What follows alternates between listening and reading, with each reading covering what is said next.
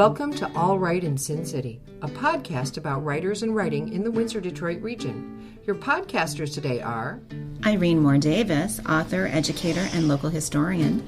Sarah Jarvis, former bookseller, publishing rep, and literary festival chair. and me, Kim Conklin, Windsor-based writer and filmmaker.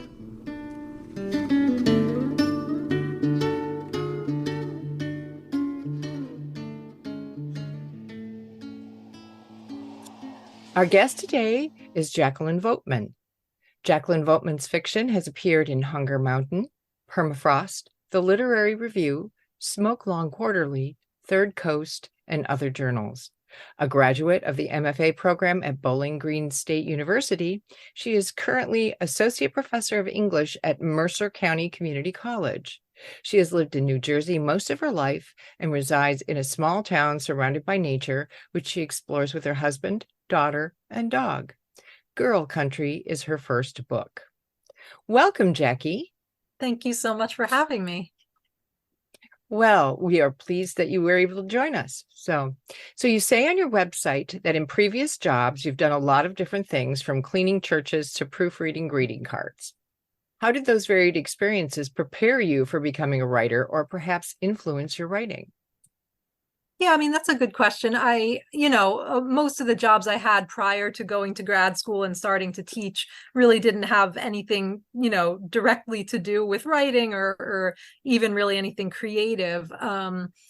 But I think, if you're a writer, pretty much anything you do, even if it's a totally off the wall job that has nothing to do with writing or the arts, can serve as inspiration. And so, and especially I think sometimes those jobs that don't require that much brain power, like cleaning, you can let your imagination kind of run wild while you're doing those jobs. And I think just, getting experience outside of academia and, outside of that world can help, because you meet different people and kind of talk to people from all walks of life and that kind of thing. So I think in that way, it probably, inspired me in some way.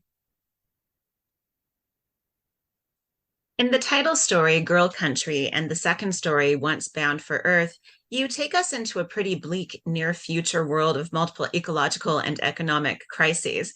The first features a farmer who saves a girl from a life of being literally milked for a cancer cure for the rich, who then saves him. And the other stars a bus driver who ferries a load of passengers to safety, people society forgot, from possible nuclear fallout. So what do you hang on to that keeps you hopeful for the future? Oh gosh, that's a good question. I thought I was going in a different direction. Like, why do you write about all these end of the world type of stories? But what keeps me hopeful? Oh gosh. Well, I think I feel like I'm a pretty hopeful person overall. I think even my bleakest stories, there's sort of a hopefully a light, a light there, a light at the end of the tunnel, or some kind of light. I think, there's always, beauty even in the, and even magic and sort of miraculous things, even in the sort of darkest places. And so I think, even just nature, walking around, looking at the sky, looking at the trees, gives me hope. The sort of regeneration of the earth, the cycles, things die, but then they come back, and even just my own family, children, seeing that, the younger generation, cares about things. My daughter's in an environmental club at school, and they're really, gung-ho about saving the earth and that kind of thing. So those sort of things give me hope, I guess. Some of the stories in Girl Country also feature the fantastic, like the one about a woman who bears a series of children who are from another time, and another about an obelisk that just drops into a small town and people disappear into it. Can you tell us what inspires your work, or when or how do you know that a really unique idea is worth pursuing?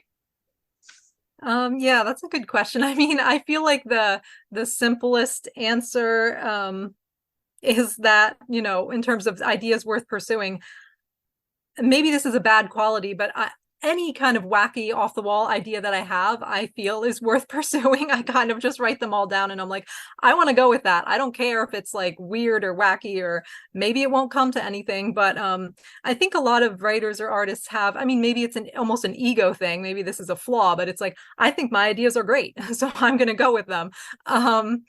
But yeah, I mean, I was really inspired when I first started writing fiction, because I started as a poet, or I thought I was a poet for a very long time when I was young, until my last year of undergrad. And then I started writing fiction. And when I fell in love with fiction, I fell in love with those types of stories, the fantastical, and not really straight up fantasy, nothing sort of in that hard genre, but magical realism.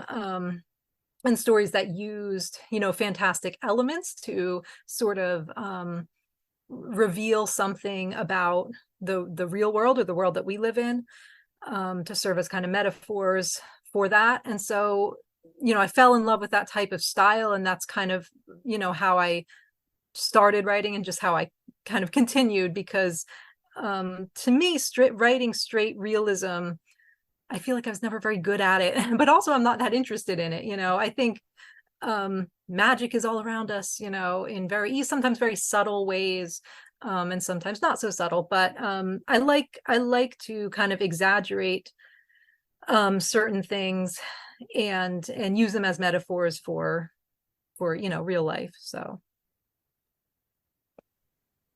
And that kind of leads us into the next question, that process of exploration, sort of pushing the envelope on a story. Maybe the most arresting title in this collection is The Mermaid and the Pornographer. Mm-hmm. So what was it what inspired that story? And what is it that you're hoping readers see in it? What kind of transformation do you see? So that's a kind of funny one. It's the one I'm probably most embarrassed about, when my daughter's looking at my table of contents. I'm like, oh God, don't ask me about that. Okay. But this was my oldest story that made its way into this book. I think it was written in 2008, 2009, when I was in grad school. So, 3 of the stories from grad school ended up in the book, and that's one of them. And the inspiration is very simple and silly. My then boyfriend at the time, who's now my husband, had said to me, I think I got out of the shower and my hair was kind of curly or something. He was like, it's like mermaid porn or something. He just said, I don't know. Because my hair, mermaid hair is like that. And I was like, this is going back to, I think all my ideas are great, or anything I hear from other people, I'm going to write it down. Hey, that sparks an idea in me. Let me write it down, and I'm going to make it into something. And so I wrote it down. I'm like, I'm going to write a story about a pornographer who finds a mermaid and tries to use her, so I did. So I wrote it, and it changed a little bit over the years. I initially did publish it back when I wrote it in grad school in a small journal called the Berkeley Fiction Review, which I think is still running. But after that, when I was putting the book together and I was revising the story, I didn't change that much about it, but I did tweak some things, because I felt like we were in a different moment. Like my initial story, I think, was a little more almost too sympathetic to the pornographer in a way. And so my revisions, for the book, when I was revising it, I felt like I wanted to be at least a little bit harder on him. I mean, I think it's still pretty sympathetic to his situation, and it's in close third in his point of view, but I wanted at least some of the characters to push back on him and say, hey, you better do the right fucking thing, you better don't exploit this person anymore. I think his housekeeper or something says something like that to him, and by the end I think he kind of realizes his wrongs. And again, it's still probably maybe too sympathetic to him, but it felt like this was in a way, like a Me Too type of story. Like the mermaid is this person who's being exploited by this, director of sorts. So anyway, I don't know. I feel like I might have gone off on a tangent. Not sure if I answered the question there, but. You did. Okay. So So you've talked a little bit about how you fell in love with fiction, how you came to that sort of moving away from poetry. Who are some of the writers that have influenced you in your writing the most, or that you admire greatly? So, thinking back to like when I really decided I think I want to go with writing fiction versus poetry, as my kind of major when I went to my MFA, Anthony Doerr's first collection of short stories, which was called The Shell Collector, was a huge inspiration to me. And, at the time he wasn't like super famous yet. Now he's incredibly famous with All the Light We Cannot See and all of his other famous books. But that his book of short stories, just the way I think what drew me to him was just the very deep compassion or empathy that he has for his characters. And so there's sort of a subtle magic in his as well. And so he was a big inspiration. And then Amy Bender was another one, again, because of the fantastical elements, and Karen Russell, with the magical realism. Other than them, Toni Morrison obviously is a huge, huge name and such a huge inspiration to me, and so many others. I love a lot of old stuff too, Virginia Woolf and James Joyce, and like all the Faulkner and all those modernists and stuff. But sort of the more recent ones, I think, were Toni Morrison, Karen Russell, Anthony Doerr. Well, like Dor, a lot of your work is features some heartbreaking stories about people who survive. And when the tree grows this high, a young couple finally find their way to love, and then lose it in war. And in The Preservation of Lost Objects at Sea, which is a lovely title, two people who experience the same trauma differently help each other heal. And so what do you think helps ordinary people become survivors? And what brings you to observe that and share that in your work? Yeah, that's a good question. I mean, I think I'm thinking of like Anthony Doerr's short story called The Caretaker, which was from his first collection. And I just love the way that the two characters, the Joseph and the young woman that he meets, kind of save each other, help each other. And so I think that some of the stories in here, maybe even especially the title story, Girl Country, we have characters who are struggling, that in some way, maybe even without meaning to, help each other or save each other. So there's that element of it. But I think also maybe it's also like an internal journey of healing. So like in the story Once Bound for Earth with Janet, she kind of goes, there's this external journey that's happening where she's trying to kind of like save these kids from the end of the world. But there's also like an internal kind of healing journey that's going on where she's thinking about her son and, the tragedy that happened to him, and how she kind of held herself accountable and blamed herself. But by the end kind of comes to a realization that, she did all she could, and she tried as hard as she could, and, she loved him and all of that. And so there's a sort of an internal healing journey alongside the external journeys that they're undergoing. In addition to your own writing, you edit a literary magazine, Kelsey Review. So what do you look for in other people's writing as an editor? Yeah, that's a good question. So the magazine I edit, it's like a very local magazine where we take submissions from people who live in Mercer County, New Jersey. And we don't get, a huge amount of submissions, but the submissions, like what I look for when I'm editing, I think it's kind of what I'm looking for as a reader in general. I want obviously sort of the basics craft stuff there, but I like stories that move me. I mean, I think that's really the first thing. If it moves me, then even if there are some technical things wrong with it, I'll probably just work with them to try to publish it. So compassion, empathy for the characters, allowing the reader to feel that. And, I do look for things that are a little bit different. I think, and this probably all editors do this, but, if you read the same type of story over and over again, it gets very boring. And so finding things that are maybe a little bit experimental, nothing off the wall, just experimenting for experimentation's sake, but just things that are a little bit different, a little bit fresh, in terms of perspective, or just even in terms of story and who you're writing about. I think I that's what I look for.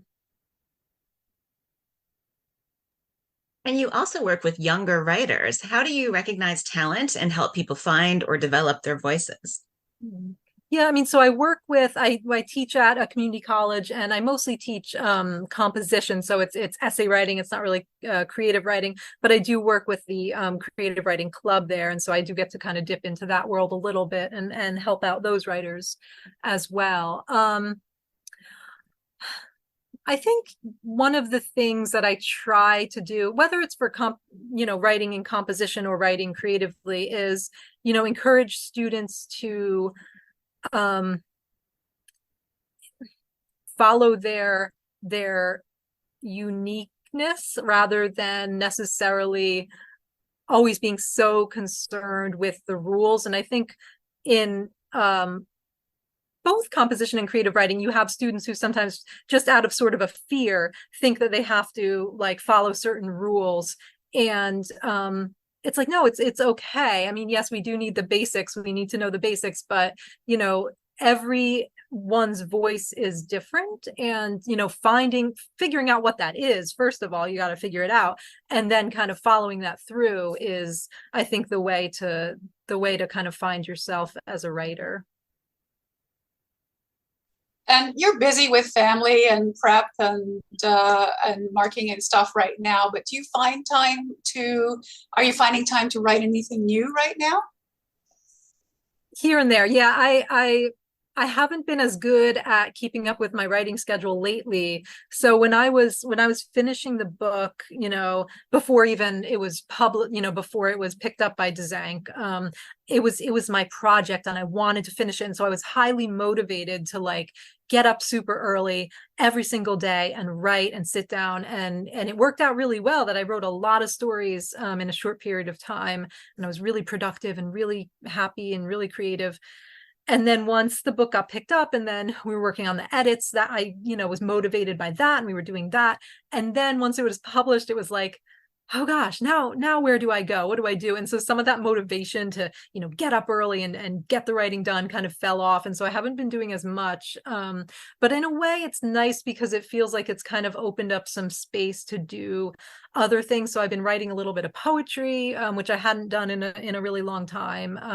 And I feel like poetry is kind of like my first love, and the way it feels like to me is like, fiction is who I married, so I'm married to fiction, but poetry is my first love. I'll always look fondly at poetry. So it's nice to like go back to it a little bit. And so I'm doing a little bit of that. And then I have a novel that I'm hoping to write, but I haven't really sat down to start it yet, but I'm writing down a lot of notes. I have a notebook that I just kind of am always jotting down notes and thoughts in. And lots of just random things like screenplay ideas. And I've never written a screenplay before, but it would be fun, right? So I'm always jotting down new ideas. Hopefully I'll be able to sit down and actually start a new project soon. That all sounds like a wonderful creative fallow period. So yeah, everybody needs a little of that, right? So would you like to read a little bit of Girl Country for our audience? Sure. Trying to think. I think I would like to read, maybe I'll read the beginning of A Love Letter from Very Far Away, about the obelisks. A love letter from very far away. The first obelisk appeared in a cornfield outside our town of Bowling Green, Ohio, just a few years after we'd survived the latest pandemic, right when we thought things were returning to normal. It probably wasn't the right word for the structure, obelisk, but that's how the first article referred to it, and the name stuck. It was 30 feet tall and pretty wide, a sideways trapezoid stuck into the earth by one of its sharp corners. The surface was smooth black like obsidian, though the scientists who tested it said that's not what it was. They ultimately admitted, rather sheepishly, they couldn't tell what it was. It started out as a local wonder. News stations referred to it as an object of mysterious origin, or OMO, Alien enthusiasts from neighboring counties came by the dozen and made comparisons to 2001: A Space Odyssey. Parents took their children to gaze and wonder and try to climb the thing with no luck. Our own son was 17 at the time, teetering on the edge of adulthood, but even we took him once. He stood there, disinterested, staring instead at his phone, and you and I, we simply regarded our reflections in the glassy black of the trapezoid surface, wondering what would happen to us when he eventually left the nest. What would we have to hold us together? Soon, the structures popped up in other places across the country. First, another cornfield, this one in Iowa. Then a farm in upstate New York, beside Lake Pontchartrain in Louisiana, on a mountaintop in Colorado, in the middle of the Arizona desert, right along the border in New Mexico, in an alleyway in Oakland, cracking concrete, and finally in the Badlands, where no one noticed for a while. The first obelisk arrived on the spring equinox. By the time we realized they were popping up all over the country, the politicians were rabid. They assumed it was an act of aggression from another country. They speculated that the material might emit some kind of dangerous energy. Local officials roped off the structures with police tape, a large yellow square of at least 100 yards on each side. It reminded me of those years back when the pandemic hit and the playgrounds were closed off with caution tape, as if they were crime scenes. Our son was 9 then, at an age when he still sometimes asked to go to the playground, but was beginning to prefer video games. When the playgrounds closed, he happily resigned himself to pre-teenagehood, and I, of course, mourned. While new buds shivered in the wind, politicians argued about who sent the obelisks and why, throwing accusations like cherry bombs.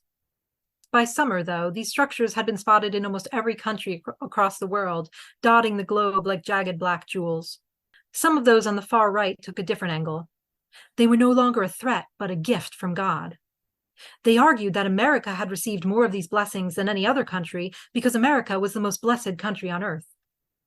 They urged local officials to remove the yellow tape and encouraged all Christians to flock to the rocks. Flock to the rock even became a national catchphrase for a while. Some began setting up camp there, the most devout followers making fervent attempts to chip away at the obelisks, hoping to collect fragments like the relics of saints. The structures, though, could not be broken, not even a sliver. That in itself should have proven these things were alien in origin. Human-made things are always so fragile, so quick to fall apart. I think I'll end there. Jacqueline Vogtman, thank you very much for joining us today and sharing your new book, Girl Country, with us. Thank you so much. Thanks for joining us. Look for more episodes of All Right in Sin City wherever you listen to podcasts, or check out our website, allrightinsincity.com. For information and announcements of new podcasts, sign up to our email list or follow us on Facebook and Twitter.